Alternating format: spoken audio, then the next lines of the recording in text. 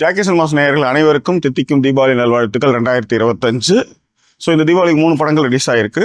ஒன்று டியூட், இன்னொன்று வந்து டீசல், அடுத்தது பைசன். ஸோ 3 படங்கள். இந்த 3 படங்களை டியூட் படத்தினுடைய ரிவ்யூ தான் இந்த எபிசோடில் பார்க்க போகிறோம். அதற்கு முன்பாக இந்த தாத்தை இதுவரை சப்ஸ்கிரைப் பண்ணுங்கள், லைக் ஷேர் பண்ணுங்கள். ஸோ விரிவான பார்வைக்கு ஸ்டே டியூன் வித் அஸ்.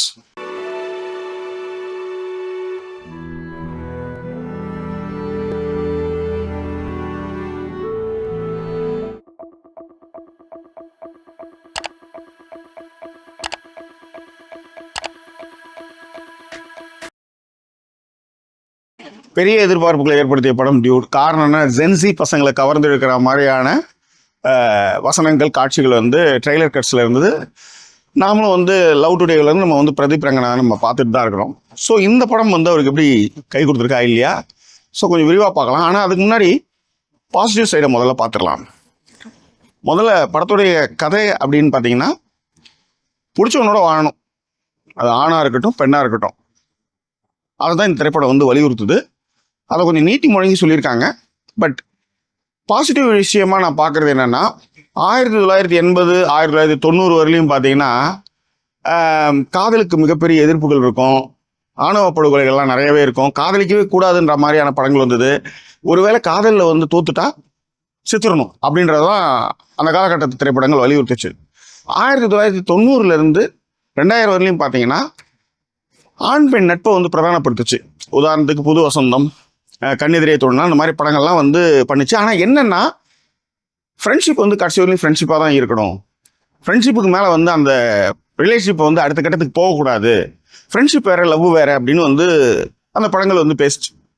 மின்சார கனவு படம், அந்த படம் என்ன சொல்லிச்சு? ஃப்ரெண்ட்ஷிப்பாக இருக்கலாம், பிடிச்சா லவ் பண்ணி கல்யாணம் பண்ணிக்கலாம் அப்படின்னு அந்த படம் வலியுறுத்துச்சு இல்லையா? அதே தான் ஆஹா கல்யாணம் ஒரு படம். அந்த படத்தில் வந்து ஹீரோயினோட அவங்க அம்மா கேட்பாங்க, புருஷன் வந்து ஃப்ரெண்டு மாதிரி ட்ரீட் பண்ணணும்னு நினைக்கிறீங்க, ஆனால் ஃப்ரெண்டை வந்து கல்யாணம் பண்ணிக்கிறது ஏன்டி நீங்களாம் வந்து இப்படி தயங்குறீங்க அப்படின்னு அந்த படம் வந்து உடைச்சதுன்னு சொல்லுவேன். ஸோ ஒரு 20-28 வருஷத்துக்கு முன்னாடி நாங்களாம் வந்து ஃப்ரெண்ட்ஷிப்புக்குள்ளே லவ்வே வரக்கூடாதுன்னு ஒரு காலகட்டத்தில் நாங்கள் இருக்கும்போது என் பொண்டாட்டி என்கிட்ட வந்து லவ் சொன்னதுனால தான் நான் கல்யாணம் பண்ணி நீங்கள் புள்ள பற்றி வச்சுருக்கேன். ஓகே, ஸோ இந்த மாதிரியான தாட் ப்ராசஸை இந்த படம் வந்து ஒரு 25 வருடங்களுக்கு பிறகு வந்து உடைக்குது. ஃப்ரெண்ட்ஷிப் தான் லவ் தான் ஃப்ரெண்ட்ஷிப்பு, அதில் 2 பேருக்குமே ஃபீலிங் இருந்ததுன்னா கல்யாணம் பண்ணிக்கலாம் அப்படின்றத இந்த படம் எடுத்துரைக்கிற விஷயமா நான் பார்க்குறேன். படத்தினுடைய கதைக்கு நான் போக விரும்பல, ஏன்னா அது உங்களுக்கு தலை சுற்றுற விஷயமா இருக்கும். இக்காலத்தில் இருக்கிற நிறைய பேருக்கு அதை ஏற்றுக்க முடியாமல் இருக்கும். ஆனால் ஜென்சி பசங்களுக்கு இந்த படம் வந்து ரொம்ப பிடிக்கும். எல்லாத்தோட இந்த திரைப்படம் வலியுறுத்தக்கூடிய விஷயம், மனசுக்கு பிடிச்சவனோட வாழணும், பிடிச்சவனோட கல்யாணம் பண்ணணும் அப்படின்றது தான். அதற்கு நாயகன் எடுக்கக்கூடிய முடிவுகள்லாம் என்ன அப்படின்றதான் இந்த திரைப்படம் பேசக்கூடிய விஷயம். பிரதீப் ரங்கநாதன் அவருக்கு ஒரு மீட்டர் வச்சிருக்காருல்ல, அந்த மீட்டர் வந்து அவருக்கு நல்லாவே தெரியுது. அதை வச்சு தான் படங்கள் பண்ணிட்டு வர்றாரு. அது ரசிக்கப்படுது, நிறைய இடங்களில் ரசிக்கப்படுது. உதாரணத்துக்கு கடந்த 2 படங்கள்லையும் சரி, சின்ன சின்ன முகசேஷ்டைகள், அஷ்டகோணல்கள்லாம் இருக்குல்ல, அது வந்து இளைஞர்களால் பெரிதும் விரும்பி பார்க்கப்படுற விஷயம். அவருடைய போர்ஷன் வந்து ரொம்ப நல்லாவே பண்ணியிருந்தாரு. முக்கியமாக அழுது நாய்ங்க கிட்டலாம் பேசுகிற இடங்களாக இருக்கட்டும். அதே மாதிரி மமிதா பைது சூப்பராக அவங்களுடைய பர்ஃபார்மன்ஸ் பண்ணியிருக்காங்க. லவ் ரிஜெக்ட் ஆகிற இடத்துல ஃபஸ்ட்டு ஒரு லவ்வை சொல்லி அந்த லவ் ரிஜெக்ட் ஆகிற இடத்துல அவங்களுடைய நடிப்பு ரொம்ப நல்லா இருந்தது. சரத்குமார், ரோகிணி,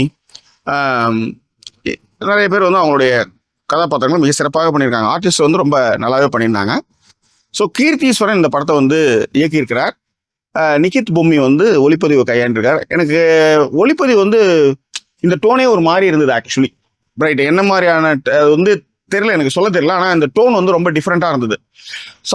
சாய அபயங்கர் வந்து இதற்கான மியூசிக் வந்து பண்ணியிருக்கிறாரு. எடிட்டிங் வந்து பரத் விக்ரமன் வந்து எடிட்டிங் பண்ணியிருக்காரு. ஸோ டெக்னிக்கலி வந்து ரொம்ப ஸ்ட்ராங்கு. முக்கியமாக இந்த படத்தினுடைய பாடல்கள்லாம் ரீல்ஸ்லாம் போச்சு. சாய அபயங்கர் வந்து படம் வர்றதுக்கு முன்னாடி 8 படங்கள் புக் ஆகிருக்குன்ற விமர்சனங்கள் அதெல்லாம் போச்சு. இதெல்லாம் ஒரு பாட்டா அப்படி இப்படின்னா நம்ம நிறைய விமர்சனங்கள்லாம் போச்சு. நான் அந்த பக்கம் போக விரும்பல. ஆனால் ஒரு விஷயம் மட்டும் சொல்கிறதுக்கு இங்கே கடமைப்பட்டிருக்கேன். தீனான்னு ஒரு இசையமைப்பாளர், மன்மதராசா பிச்சு உதறுது, இந்த பாட்டு எப்படி போட்டீங்க அப்படின்னு கேட்கும்போது அதெல்லாம் அப்படியே வரும்னும் போது அதுக்கு கங்கை மரன் விமர்சனம் கொடுத்தாரு. அப்போ நாங்களாம் பாட்டே போடுறது இல்லையா அப்படின்ட்டு. காத்தடிக்கும் போது காகிதமும் பறக்கும், காகமும் பறக்கும். காற்று நிற்கும் போது யாராக இருந்தாலும் திறமையானவங்க, திறமை இல்லாதவங்க எல்லாமே ஈஸியாக தெரிஞ்சு போயிடும். அதுதான் இந்த இடத்துல நான் சொல்லணும்னு ஆசைப்படுறது. ஸோ சாய் அபயங்கர் வந்து இந்த படத்தில் பேக்ரவுண்ட் ஸ்கோர்லாம் ரொம்ப நல்லா பண்ணியிருக்காருன்னா, ஒரு சில இடங்கள் இருக்குது, ஒரு சில இடங்களில் வந்து திரும்ப அதே மாதிரியான ஒரு ஃபீல் வர்ற மாதிரி தான் இருந்தது எனக்கு. பட் முதல் படம் தான் அது. ஜென்சி பசங்களுக்கான ஒரு இசையமைப்பாளராக வந்திருக்கிறாரு. வாழ்த்தி வரவேற்போம். அடுத்தடுத்த கட்டங்களுக்கு அவர் போக நம்மளுடைய வாழ்த்துக்களை இந்த நேரத்தை ருச்சிக்கும். சரி, ப்ளஸ் பாயிண்ட்ஸ் நிறைய பார்த்துட்டோம். மைனஸ் பாயிண்ட் என்னன்னு பார்ப்போம். ஒரு காதல், அந்த காதல்ல எக்ஸ்ட்ரீம் போயிட்டீங்க, அதுக்கப்புறம் குழப்பம் எப்படி வரும்னு எனக்கு தெரியவே இல்லை. உங்களுடைய போதைக்கு ஒருத்தனை வழிகடவாக்குறீங்க. ஜென்சியா எனக்கு வந்து நான் வந்து இன்னொருத்தவங்க குழந்தைய வந்து அப்பனா ஏற்றுக்கிறேன், உனக்கு ஹெல்ப் பண்ணுறேன், எல்லாமே பண்ணுறேன். ஆனால் ஒருத்தவங்க குட்ட குனிகிறான்றதுக்காக அவனை எவ்வளோ தூரம் நீங்கள் வந்து அழுத்தீங்க, சப்ரஸ் பண்ணுவீங்க நான் கேட்குறேன். ஒருத்தர் நல்லவனாக இருக்கிறதுக்காகவே எல்லா ஏச்சுக்களையும் பேச்சுக்களையும் வாங்கணுமான்னு கேட்குறேன். எந்த இடத்துல எனக்கு வந்து திரைக்கதையில் வந்து எனக்கு வந்து நொண்டி அடிச்சதுன்னா, எப்போ வந்து கல்யாணத்தை பண்ணிக்கிறேன்னு வாக்கு கொடுத்ததுக்கு பத்திரிக்கைலாம் அடிச்சதுக்கப்புறம் எப்படி உங்களுக்கு குழப்பம் வரும் நான் கேட்குறேன். நான் அப்போ உங்கள் காதலில் உங்களுக்கு வந்து தெளிவே இல்லாமல் இன்னொருத்தனுடைய வாழ்க்கையை நீங்கள் காலி பண்ணுறீங்கன்னு உங்களுக்கு தோணலை, ரைட்? இது ஒன்று. ரெண்டாவது, என்னதான் நீங்கள் வந்து பிடிச்சனோட வாழணும், தாலிக்கு பின்னாடி வந்து தாலியில் வேல்யூ கிடையாது, தாலிக்கு பின்னாடி கட்டினவளுடைய மனசு தான் வேல்யூ, இதெல்லாம் ஓகே தான். அவ்வளோ யோகியமயராக இருந்தால் நீங்கள் போய் சாவுங்களாடான்னு சொல்கிறதெல்லாம் படத்தில் வந்து செம்மையான விஷயங்கள், இதெல்லாம் பாசிட்டிவ் தான். ஆனால் கதையை கொண்டு போன விதம் ஒன்று இருக்குல்ல, அது நிறைய பேருக்கு செட் ஆகாதுன்னு நான் நினைக்கிறேன். ஜென்சி பசங்க இந்த படத்தை வந்து கொண்டாடுவாங்க, எடுத்துகிட்டு போகிறாங்கன்றது அடுத்த கட்டம். ஏன்னா இவங்களுக்கான வேல்யூவே தெரியல. இன்னைக்கு இருக்கிற பசங்களுக்கு ஹியூமன் வேல்யூவே தெரியாமல் எல்லாத்தையுமே ஜஸ்ட் லைக் தட்டாக கடந்து போகிறதுடைய பிரதிபலிப்பாக தான் நம்ம அமிதா பைஜு கேரக்டரே நான் பார்க்குறேன். ஒரு இந்த மாதிரி வேல்யூவே இல்லாதனால தான் ஜஸ்ட் லைக் தட்டாக 40 பேர் செத்து போயிட்டாங்கன்னும் போது அது வந்து உங்களுக்கு ஒரு பெரிய உறுத்தலோ ஒரு ஃபீலிங்கே இல்லாத மாதிரி உங்களுக்கு போகுது. அவங்களுக்காக நீங்கள் வாதாடுறீங்க, அவங்களுக்காக நிற்கிறீங்கன்றது வந்து இந்த கதையில் இந்த ஜென்சி பசங்களுடைய வேல்யூஸை வந்து அவங்களுடைய தாட் ப்ராசஸை வந்து வெளிப்படையாக அதில் பார்க்குறது தான் அங்கே மேட்டர்னு வச்சுக்காங்களேன். மமிதா பைஜுடைய கதாபாத்திரம் வந்து எங்கேயுமே பொருத்தி பார்த்துக்கவே முடியல. இப்போ உதாரணத்துக்கு உயிரையே மாய்ச்சிக்கு போகிறாங்கன்னு ஒரு காட்சியில் காமிக்கிறீங்க, அப்புறம் உயிருக்கு பயப்படுறாங்கன்னு ஒரு காட்சியை காமிக்கிறீங்க, உங்களுடைய போதைக்கு இன்னொருத்தனை ஊறுகாயாக்குறீங்கன்னு ஏகப்பட்ட சிக்கல்கள் இதில் இருக்குது. ஆனால் இந்த படம் பேச வந்த விஷயம் வந்து ஹானர் கில்லிங்கை வந்து அடித்து துவைக்கிற மாதிரியான ஒரு ஃபிலிமு, அந்த வகையில் நான் பாராட்டுறேன். அதே மாதிரி படத்தில் கடைசி சீன் வந்து உண்மையிலே உங்களுக்கு அவ்வளோ ஜாதி மேலே வந்து உங்களுக்கு பட்டிருந்தா நீங்கள் போய் சாவுங்களாண்டா, ஏன்னா மயிரிட அவங்கள சாவடிக்கிறீங்கன்னு கேட்குறதுலாம் ரொம்ப நல்லாவே இருந்தது. ஆனால் எனக்கு ஒரே ஒரு விஷயந்தான், நம்மளுக்கு வந்து நண்பர்களே, இது வந்து நான் வந்து ஓப்பனாகவே சொல்கிறேன், இந்த படங்கள்லாம் பார்த்துட்டு அப்பங்காரன் வந்து அழறான், பேரப்பிள்ளையை பார்க்கணும்லாம் எடுத்துன்னு போயிடாதீங்க, புரியுதுங்களா? காதல் படம் பார்த்தீங்களா, அவ்வளோதான், கூட்டுட்டு வந்து சாவடிச்சிருவானுங்க, ஞாபகம் வச்சுக்காங்க. இன்னும் நம்மளாம் வந்து அந்த அளவுக்குலாம் மாறலை. பட் அதனுடைய துவக்கப்புள்ளியாக இந்த படங்கள் இருக்குது, இந்த படம் எடுத்துக்கலாம், அந்த மாதிரியான ஒரு விஷயமா எடுத்துக்கலாம். ரெண்டாவது, ஃப்ரெண்ட்ஷிப்புன்றது வந்து ஒரு லவ்வுக்கான ஒரு விஷயந்தான். அது ரெண்டு பேருக்குமே பிடிச்சதுன்னா, மியூச்சுவல் கன்சர்ன் இருந்ததுன்னா நிச்சயமாக நீங்கள் கல்யாணம் பண்ணிக்கலாம். அதில் உங்களுக்கு எந்த ஒரு தாட் ப்ராசஸும் செகண்ட் தாட் ப்ராசஸே வேணான்னு இந்த படம் வலியுறுத்தின வகையில் இந்த படம் வந்து எனக்கு ரொம்ப பிடிச்சிருக்குன்னே சொல்லுவேன்.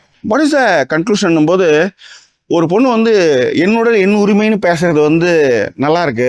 அதே மாதிரி ஒரு அடல்ட் உமன் வந்து அந்த குழந்தைய வச்சுக்கலாமா வேணாமான்னு அவள் டிசைட் பண்ணுறதுக்கப்புறம் மற்ற மாதிரிலாம் என்ன படுத்தவனாவே இருந்தாலும் என்ன அதில் அப்படின்ற கேள்விகளாக இருக்கட்டும், அதெல்லாம் ரொம்ப நல்லா இருந்தது. டெக்னிக்கலி பயாலஜிக்கலி இது வந்து உன் பொண்ணோட குழந்தை தான் பேசுகிற டயலாக்ஸ் ரொம்ப நல்லாவே இருந்தது. ஸோ இந்த மாதிரி டயலாக்ஸ்லாம் வந்து ரொம்ப நல்லா இருந்தது.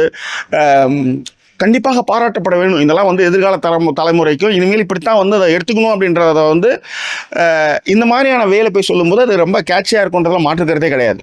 சொஃபிஸ்டிகேட்டடாக வளர்ந்த பசங்க, அதாவது முதல் தலைமுறை பட்டதாரிகள், தாம் பட்ட கஷ்டங்கள்லாம் பிள்ளைக்கு படக்கூடாதுன்னு செல்லம் கொடுத்து வளர்ந்த பசங்களுக்கு இந்த படம் வந்து ரொம்ப பிடிக்கும். ஆனால் இதில் ஹீரோவுடைய ஃப்ரெண்டு கேரக்டர் ஒருத்தன் இருப்பான் தெரியுமா, அவனும் அதே ஏஜ் கேரக்டர் தான். ஆனால் அவன் சொல்லுவான், இது எவ்வளோ பெரிய பைத்தியக்காரத்தனம், ஒருத்தவனுடைய வாழ்க்கையை நாஸ்தி பண்ணுறேன்னு ஒருத்தன் சொல்லுவான் தெரியுமா. இப்போ நான் ஏற்கனவே ஒரு 40 பேருக்கு வந்து வேல்யூவே இல்லை, அவங்களுக்குலாம் போகுது இந்த ஜென்சி பசங்கன்னு சொன்னல, அந்த ஜென்சி பசங்களும் இந்த மாதிரியான பசங்களும் இருக்கிறாங்கன்றதையும் இந்த நேரத்தை தெரிவிச்சுக்கிறேன். ஸோ அதனால தான் இந்த மாதிரி படங்களில் சில லாஜிக் மிஸ்டேக்ஸ் வந்து உங்களுக்கு புரிஞ்சுதுன்னா நீங்கள் வாழ்க்கையை புரிஞ்சிருக்கீங்கன்னு அர்த்தம். இல்லை இது ஓவராலாக உங்களுக்கு வந்து ஹாப்பியை தான் கொடுக்குதுன்னா யாரோ ஒருத்தருடைய கஷ்டத்தை நீங்கள் வந்து கடந்து போகிறீங்கன்னு அர்த்தம். That's all. ஸோ எனிவே படம் வந்து பார்க்கும்போது என்ஜாயபிளாக இருந்ததில் மாற்றுக்கிறது கிடையாது. சாங் வர இடங்கள்லாம் ரொம்ப நல்லா இருந்து, முக்கியமாக மவுண்ட் ரோடில் வந்து ரொம்ப நாள் கழித்து வந்து இவ்வளோ கூட்டத்தோடு போய் ஆடின ஷாட் எல்லாமே வந்து அவ்வளோ லவ்வலாக இருந்தது. ரொம்ப ஒரு பெப்பியான ஒரு மொமெண்ட்டை கொடுத்தது. ஏன்னா உருவசி மாதிரி ஒரு பெப்பியான சாங், அந்த சாங் ஃபஸ்ட் சாங் வந்தது.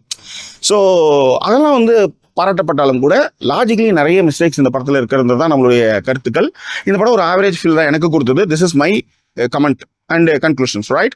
ஸோ மீண்டும் அனைவருக்கும் தித்திக்கும் தீபாவளி நல்வாழ்த்துக்கள் 2025 சொல்லிக்கிறேன். ஸோ லைக், கமெண்ட், ஷேர் பண்ணுங்கள். ஹை பட்டனை வந்து கிளிக் பண்ண மறந்துடாதீங்க.